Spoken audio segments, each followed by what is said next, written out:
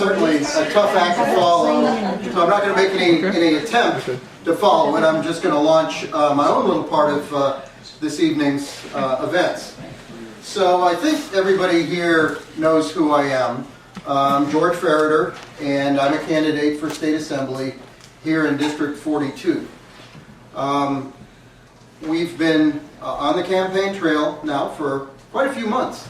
And actually, if you roll back the calendar to 2014, it was in this very room that we had one of our inaugural events. And quite an event it was. So we're in good company again once tonight, and in a good place to talk about this campaign and what we intend to do here in the state of Wisconsin. I am from a military family. I was born on a military base. My grandfather was a career Army man. My father was a career Navy man. My grandfather fought in World War I. My father served in World War II in Korea. I went into the military, into the Air Force in 1971, and I spent 8 years on active duty, which I followed up with 18 years in the Guard and in the Air Force Reserves, finishing out here in the Wisconsin Air National Guard a few years back. I happened to pick up a wife along the way. my darling wife, Susie Kennedy, who in fact has very deep roots here in Columbia County. She has been with me now for over 35 years. We have had some amazing adventures. Along the way, I went back to school. I picked up a degree in mechanical engineering and embarked on a career as an engineer. I spent quite a few years building big diesel engines in Beloit, Wisconsin. Towards the end of that period in time, we decided to return to Doylestown. We built a small house on property that we own in the village, a piece, in fact, of the historical Kennedy farm. And we now reside there very happily with our 2 dogs, our 2 goats, and our 2 horses. Now, that probably would have been the end of the story, but for events that happened in 2010. In 2010, in some ways, the state of Wisconsin was turned topsy-turvy.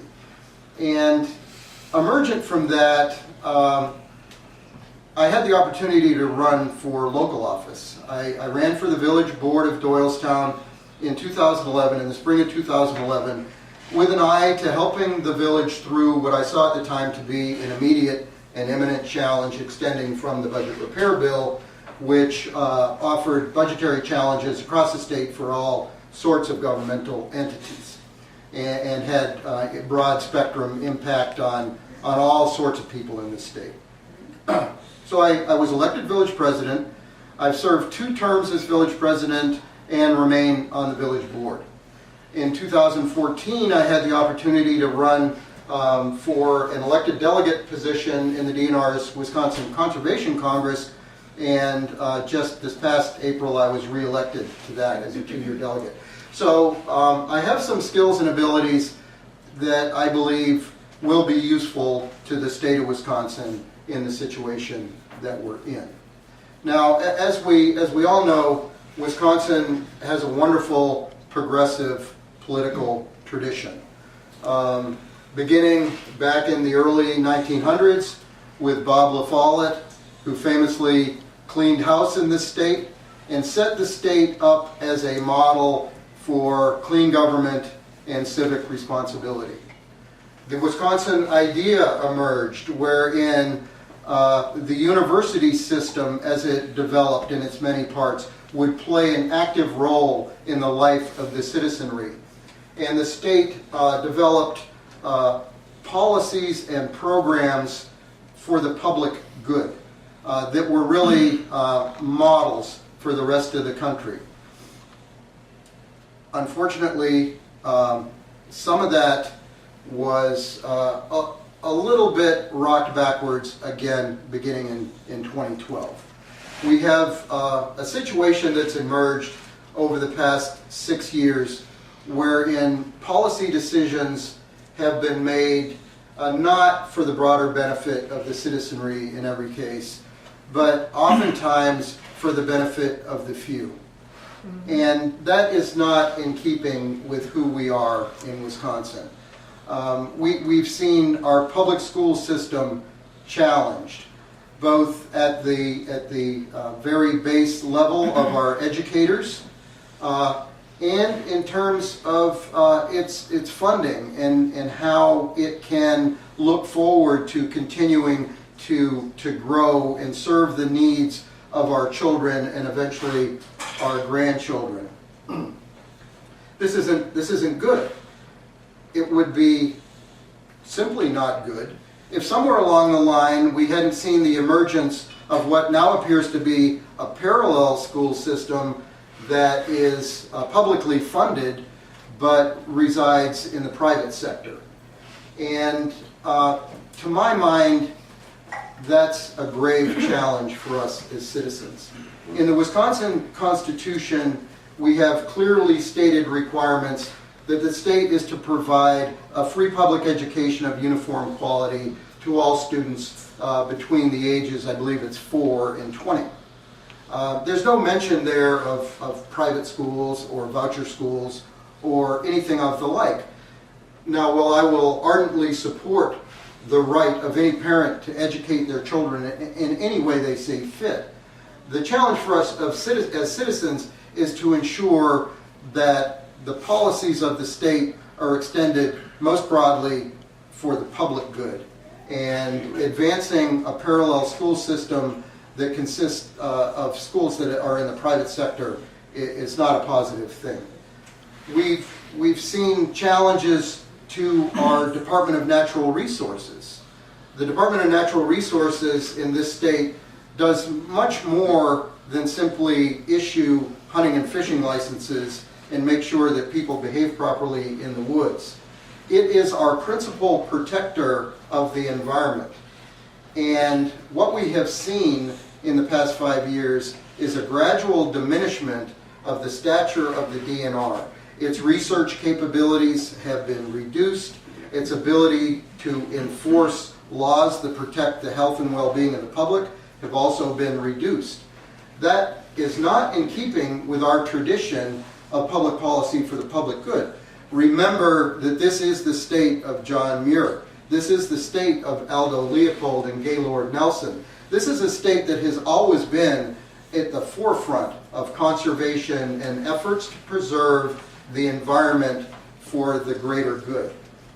We need, as citizens, to critically look at what's going on and take action to ensure that the direction is corrected.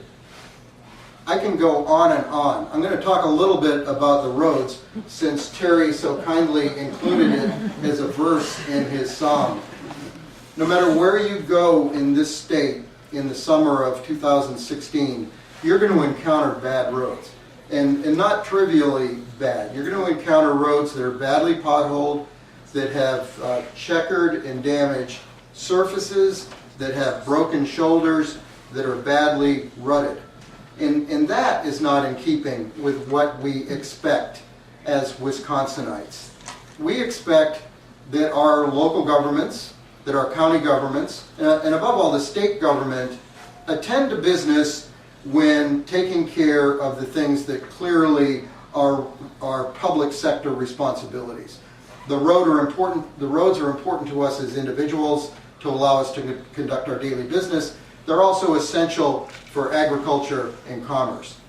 And to allow the situation that has emerged in the past few years where an underfunded transportation fund that we took action to create as a protected fund via constitutional referendum 2 years ago remains underfunded in its ability to assist local governments in maintaining local roads.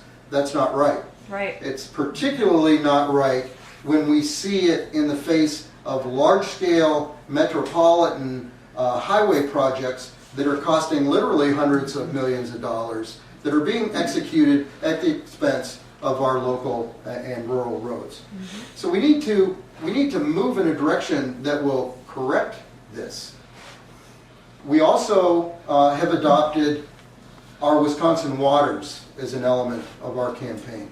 Many of us are aware that there's parts of this state where groundwater pollution has become a serious problem. It's particularly epidemic in areas where there are numerous large farms that we call CAFOs, concentrated animal feeding operations. Most CAFOs are big dairy farms. And in parts of the state, the geology is not appropriate for manure distribution in the quantities generated by these large farms, which has poisoned residential wells.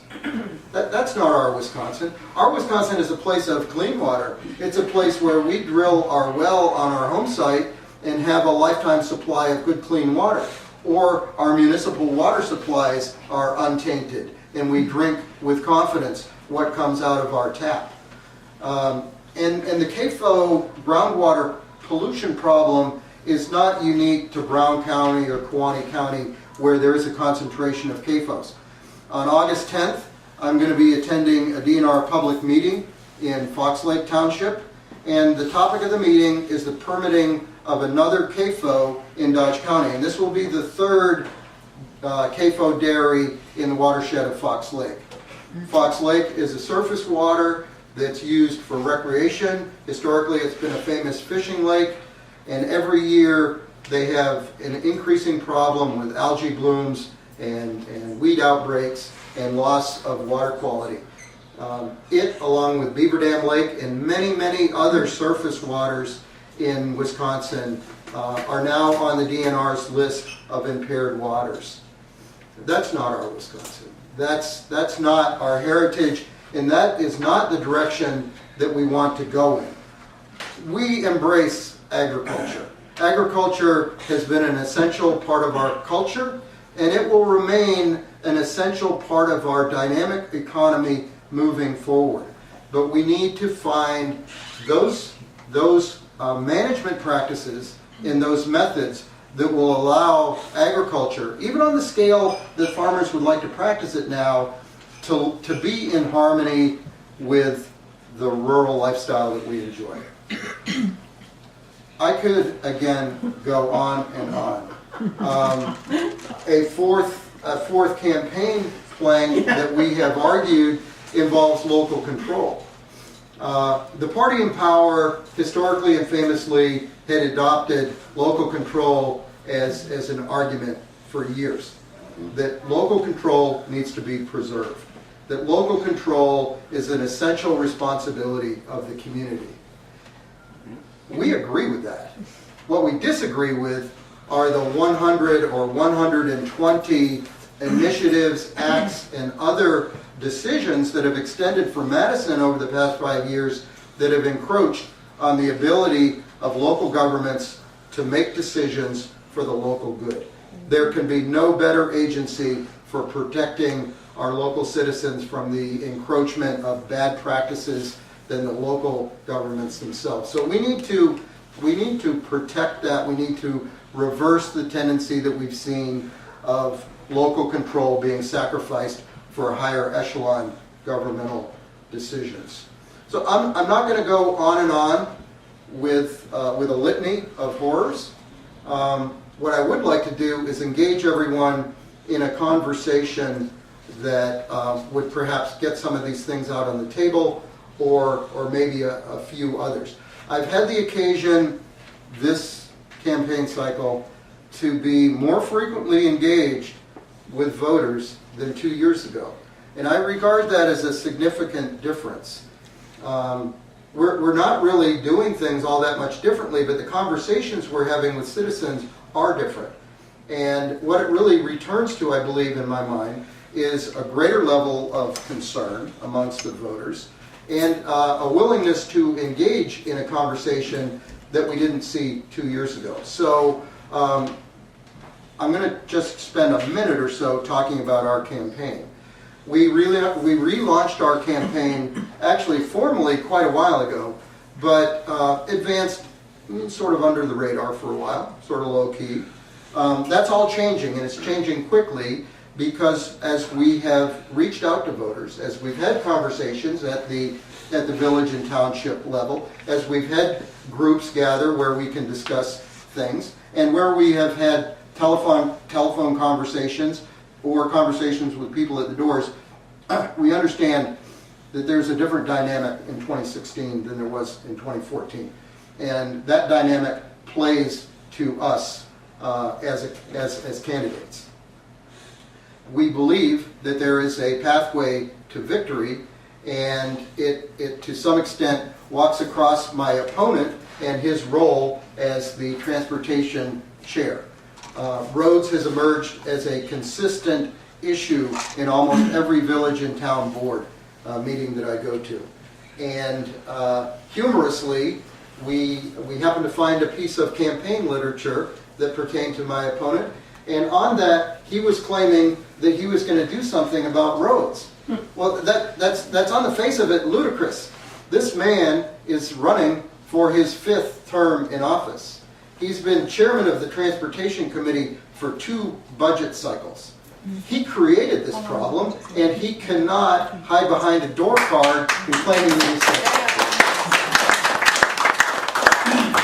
So, we believe that we have traction on many of our issues, and we see that if we can continue to engage the voters in every way we can, both in small groups like this, at the doors, eventually we will be having radio, we will be having some digital outreach, which is something novel, but that's another difference between 2016 and 2014. It's the smartphone. Everybody has a smartphone now. We can have an advertisement that pops up on this thing when you turn it on. And we intend to deploy that technology. So in order to do these things, we do need your help. As Terry so kindly pointed out, money is essential. It's an unfortunate fact of our current political system. And I would be the first to stand here before you and say that campaign finance reform at the top level of this nation should be a priority. And hopefully we will see that emerge as a corrective process in the upcoming administration.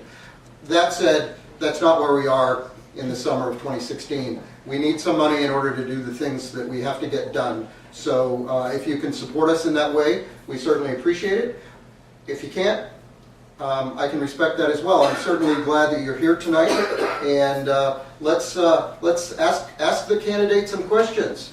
I will say that there's nothing that you can do except maybe Mark Davis. He might be able to. So maybe we should put we should curtail his ability to ask questions. He might play stump the chump. But a little over 2 weeks ago, I happened to be in Scott Township. And I was there for a town board meeting, which happened to be on a Saturday morning.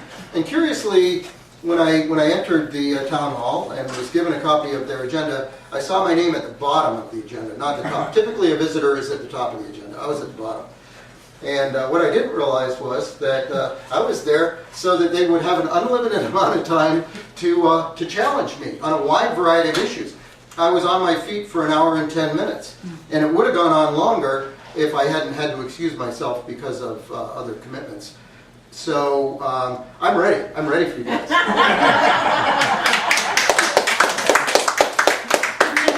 How do you counter the Republican argument that, you know, they'll just overlook what they've done with schools and all that, and they'll say, well, you're just going to be another tax and spend Democrat. Right. What do you say about economics? And in the village and town boards, I generally ensure that everyone understands that at the local level, we're all fiscal conservatives. Because at the community level, at the town board level, at the village board level, the taxpayers understand how the money's being spent, and you have limited funds. So you need to be prudent. I believe that prudency is not unique to the Republican Party. Fiscal prudency is not the sole province of the Republican Party. And that in 2016, we can all exercise, and we all are challenged to exercise fiscal prudency. Now, in terms of the overarching economic challenges here in Wisconsin, and I won't speak to the national challenges, but here in Wisconsin, we have seen repeated failed attempts to stimulate the economy by virtue of the old-style trickle-down methods. Reduce taxes, which should stimulate economic growth, which should encourage jobs, which should raise your revenue. Now we know that that model, while it can be made to work on paper, has never in fact worked in practice. And there's a variety of reasons, I'm sure, for that. But we've seen the creation in this state of an entity called the Wisconsin Economic Development Corporation, which displaced a traditional governmental organization called the Department of Commerce with the sole goal of stimulating the economy through business initiatives. And it not only has failed, it's caused tens of millions of dollars to be lost, to be thrown away, or to have been funneled into private pockets to no net benefit for the citizens of Wisconsin. That's wrong. What I would challenge anyone who said, you know, tax and spend Democrats, we're going to be back where we were before. Well, candidly, where we were before wasn't all that bad. It was pretty good. It was pretty good. But we've learned some lessons. We're all fiscal conservatives now. We're all prudent with the public money. And we believe that by making the Wisconsin the bright and shining place that it has been historically, that it should be, we won't see businesses leave. We won't see entrepreneurs depart, like the husband and wife high-tech game designers, world-famous game designers, leaving Madison for points west to the blue state of California because of turbulence inside this state. We do not want Wisconsin to become Alabama. We absolutely do not. Yes. Go ahead. I just recently saw that through Governor Walker's administration or PR or something, right, that he's planning, or they're planning on spending $100 million on 984 in Milwaukee. Right. They're going to have to borrow that money. That's right. Hey, is there any way we can? Well, you know, I think, and it's a little bit ironic that the people that have created this problem are now all of a sudden, you know, having a come to Jesus moment and wanting to do something about it. You may know that Senator Nygren went to the Legislative Fiscal Bureau and had them do an analysis of the transportation budget as it exists and through the next biennium. And they identified a $900 million shortfall, irrespective of these additional highway projects. That extra $100 million comes on top of that, which drives that number north of $1 billion. Clean billion, there you go. Yeah, it's a clean billion. It's a clean billion. If they keep that up, it's going to run into real money. Should we advocate for borrowing more money? We're quickly moving to the point where transportation bonding will cost 30 cents out of every transportation dollar that we can find. We can't do that. We simply cannot do that, but maybe we will, and that will be another hard lesson to learn. Well, our gas taxes are probably the highest in the Midwest, at least. There are things that can be done. One is to look at the existing revenue streams, or the revenue pie, if you will, and see what can be done to more fairly distribute transportation dollars to the localities, the municipalities, the counties, and farther down. Now, that can only be done at the expense of these huge high-ticket projects, many of which are in advanced stages of completion. So that's a challenge. That needs to be worked out. You have to extend timelines, which inevitably cost more money, but we cannot go on in rural Wisconsin with continually degrading roads. The same place that decided to play policy football with me, the Township of Scott, had spent half of their meeting that I sat through, innocently, not knowing what was in store for me, talking about allowing one of their town roads to go back to gravel. And now it happened to be a town road that goes through a marsh, and frost action over the years badly broke up the road. They can't fix it. And they were admitting to that fact. That's not Wisconsin. We don't go backwards in this state and go back to roads. I mean, there was a time when there were a lot of dirt roads here. Some of us probably remember those years. We don't want to go back there. We need to look at the existing revenue streams and see how they can be more fairly distributed. We also have to look at alternative means of directing money into the transportation fund. Now, the thing you hear most frequently is indexing the gas tax. The gas tax is already pretty high. It's not astronomically high when you compare it, nationally, but I think in the Midwest it's maybe 1 or 2. It's up there. So what can we do? Now, the gas tax itself has a challenge because it's apparent that we're going to see more and more hybrids and eventually probably electric cars. And what does that do to your gas revenue? It's going to drive it down. We're going to have to look at creative ways to ensure that people that drive on the highways with alternative type machines also pay their fair share. It's only right.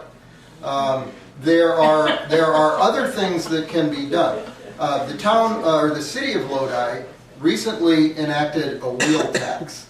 Now, in Lodi, that was an act of desperation because they had projects that needed to be dealt with, and the only way that they could see to find the revenue was to enact a wheel tax. So now if you happen to live in the city of Lodi, when you go to register your car, or maybe the town clerk knows what you have for a car, you get assessed a fee.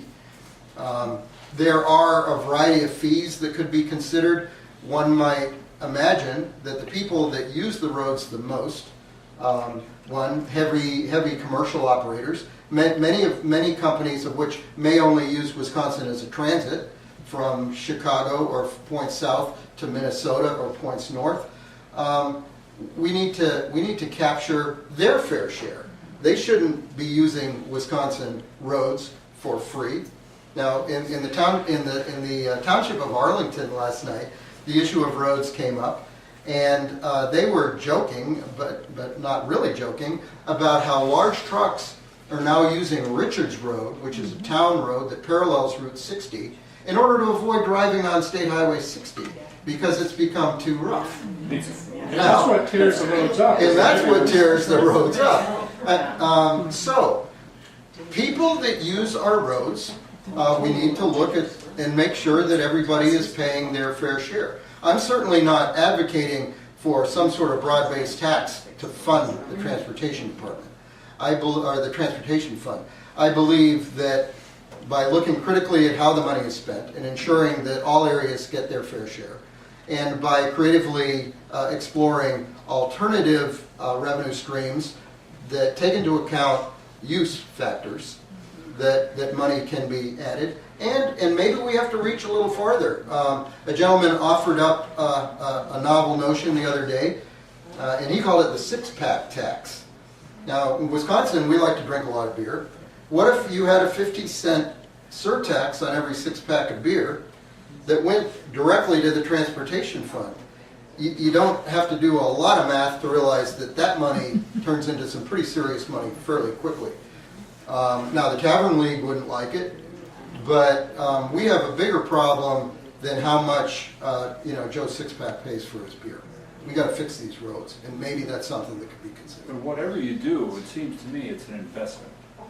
So, the position I would take is that it's got to be changed, and how we need to be all the things you said, whether it's education or whether it's these things. It's an investment. We have to make those investments. We can't be like they are now. These are all investments, whether it be clean water, good roads, our school system, infrastructure in general. All of those things are investments for the future of our state. And we need to keep in mind that if we're not willing to make those investments, we lose the Wisconsin that we've known and loved. We lose it. Mississippi. It becomes Mississippi. Yeah. So, what is the gas tax now? Well, with I'm the not trying to federal- stump you, I just have no idea. No, I don't know. I'd have to. About 37 cents, I I think. think. What'd you think? I was saying, 37 something. it's in the 30s. That includes federal. Yes, Yeah, I mean, what's the, total tax. yeah.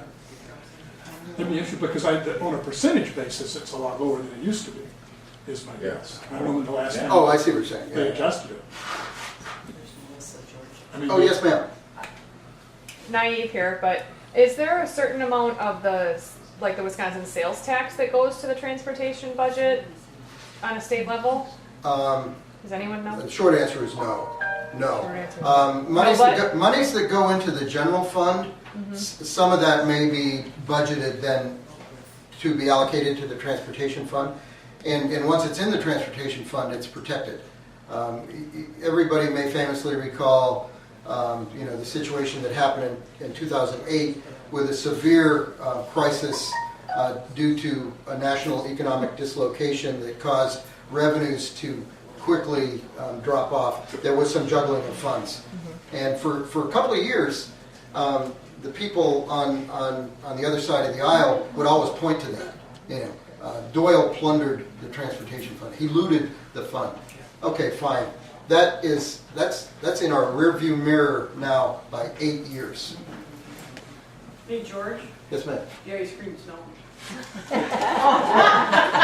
Well, Scott Township had me on my feet for an hour and 10 minutes. You're not going to be addressing people like that. I have one. Well, I tell you what, we could. Yes, I ma'am. got just one comment. Questions, just short enough for answers. I don't know the exact details of it, but I do know you commented about truckers that use other state or drive from other states. They're using our roads for free. Right. I know that that's not the case. They all pay a gas tax, and depending on how much time they spend in individual states, they have to prorate that tax, and that's done as a combined. They'll all pay it into Wisconsin, then Wisconsin divvies it up and sends to Illinois and to Minnesota and stuff. It's a combined effort. And the same thing, Illinois will divvy up what they get out of their stat. That's why these records that are required by these truckers is so much more important than it used to be. And that's why it's gotten to be much more of a deal of making sure that they are paying it. Another thing I've got to say, and I don't mean to be as a contrary to this, but another thing is that you're saying that the big trucks, yes, they definitely damage our road, but the country roads and even our highways, we have our big farm machineries. Right. And they are the ones, because they pull over. They do us a deal by pulling off on the side and driving down the shoulder so that we can get by them. Or with their big tractors, they cover the entire road or 3/4 of it and the shoulder. The shoulders aren't built for that weight. And so they're breaking those edges off. And that's what's killing us. And that is correct. And I have a sidebar question I'd like to ask you about interstate transport. But I want to talk just for a brief moment about farm equipment on our rural roads. In the past legislative cycle, there was a bill passed, and it's known as the Implements a Husbandry Bill. And it regularized the access of large farm equipment to rural roads. There are a couple of problematic areas. One of them involves the super heavy manure haulers, and it was actually one of the things that prompted the Implements a Husbandry Bill to come into being. I believe it was in Marathon County. They were starting to give tickets to manure haulers because of being overweight on roads that weren't designed for it.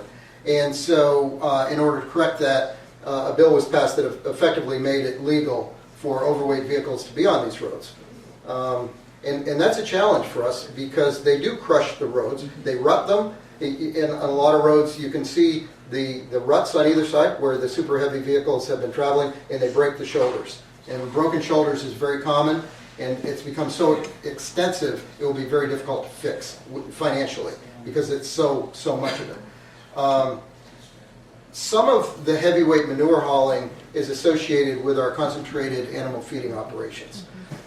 We were at a town board meeting in Trenton, and a lady had a map of the new CAFO that is going to have a public hearing on the 10th of August, and where with their spreading plan. They're going to be hauling manure from this farm in Trenton, and it's going to be, I think, an 11,000 cow dairy. They're going to be hauling it all the way to Burnett Township to spread. Now, some of that route's going to be on major highways, in which case you have the danger of large-scale agricultural equipment on highways. Every year we read about horrific accidents that happen. And some of that transit is going to be on rural roads that aren't designed for that kind of weight. Of course it is. And there it is. From Trenton all the way to Burnett, and it's like 10 miles. It's not short. You were seeing that significantly on Highway 51 near in Leeds. Yes. And you aren't seeing those big things there because they were not adhering to their weight limits. They were going way in excess after the brand new road got done. They were ruining it. I just looked up, Wisconsin with federal is 51. 28, what did you say it was? 32? 37 or something. 37, but it's 37. 51. I think it was 32 something is what it said. Now I'm on the one that combines them.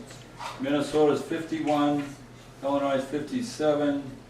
Wait a minute, Minnesota's 47, Wisconsin's 51. Iowa's 40, Illinois 57, Indiana 59, Ohio 46, and Michigan 37. Was that a total? That's the amount? two of them combined. Yeah. Federal's 18. So it sounds like we're out in the middle of the pack, actually. Margaret wants me to point out that the author of the Implements of Husbandry Bill was my opponent, Keith Ripp. Yeah, and that's, yeah, So he's destroying the roads and he's not fixing them. yeah. Right, that's How right. convenient. And he's for it. FYI, there's just been a thing put out that they're going to fix a section of road from Highway 22 and 16 to Portage, scheduled for 17 or 18 and 19. Okay, That just showed up, but I heard I had an LOL written after it. yeah, well, we'll see it, I believe it when you see Say it. 22? From 22 on, 16 from 22 at 16 to Portage, or basically 51. And then there was something with 51 maybe to Arlington. I don't remember 22's exactly in what it worse was. shape than both those roads. 22 is scheduled for Well, next year. 16 is pretty bad from Rio.Seco. I don't know, I I drive don't know, 22 and I 16, drive 22's 22 gotta every be, day. sorry. Yeah, 22 is horrendous. 22 is, has grass growing in it. Yes, I know. You gotta be careful, I mean, with those deep That's why I ruts said, and I the look at it potholes. again, I read it quick and it said LOL after, and I laughed and So I'm said, yeah, guessing there right. is a concern in the ice cream shop for both men. No, well, I was just thinking, people driving on 16 between here and Columbus are driving with the white line in the center. Yeah. Yeah. And in a very heavy rain the other day, I was struggling over, are they coming at me or are they running from me? Because they were almost in the ditch. Oh, But that's how they have to drive to. where you have to drive on the shoulder. Oh, I see.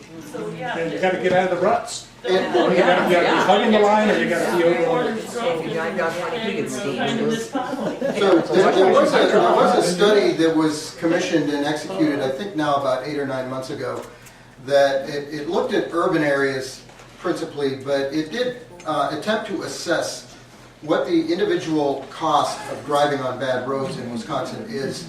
And it comes to around $600 per person, per vehicle, in terms of increased maintenance costs and diminished fuel economy based on road conditions. 600 you said? 600 a year, yeah. A year? Yep, 600 a year. Is the wheel tax the same as an axle tax? Probably. It's probably twice as much. Yes, it's the The same. same. Iowa had an axle tax in 1964. Sure. I'm dating myself, but I remember a friend from Ryle, maybe you remember Rod Church, moved to Clinton, Iowa, and when he put the license plate on his car, he had to pay extra. Oh, sure. And that was 1964. Really? Wisconsin's never had anything like that I can think of. They raise it a little bit dollar-wise, but they never call it anything. So I think all of these potential alternatives need to be considered. If our gas tax is already out of line, then that's maybe not the direction we go. But there are alternatives that need to be looked at. We've got to invest in our roads. Business needs good roads, and corporate business taxes lower than it's been in decades. Yeah, exactly. So I'd look there before Joe Sixpack, as a Joe Sixpack. Because there's not a linkage between, in fact, you don't want a linkage between drinking a six-pack. Exactly, You don't want that. Yes, sir. I was just thinking here that there was a time I paid 25 cents for a hamburger from McDonald's too. Yeah. Yes. But is there any plan to pay this $800,000 or 880 back to the Republicans? Have any plan on that at all? I can't understand where they got the idea that you can borrow your way out of debt. Well, at the risk of going out on a limb, Democrats have been labeled as tax and spend Democrats. Well, the Republicans are borrow and spend There you go. people, and that's been the practice now for almost a generation. And the argument always goes like this: well, we'll borrow the money now, but the economy will grow and we'll have more funds. But that's like Well, this is the reason. wish. It's The wishful. reason Democrats get labeled with this tax and spend is because Republicans run it into the ground with borrow and spend, Exactly. and then the voters throw them out, and we're left having to pay for it. Well, I think the ice cream is probably Well, they all know it. If I could, I forgot to give a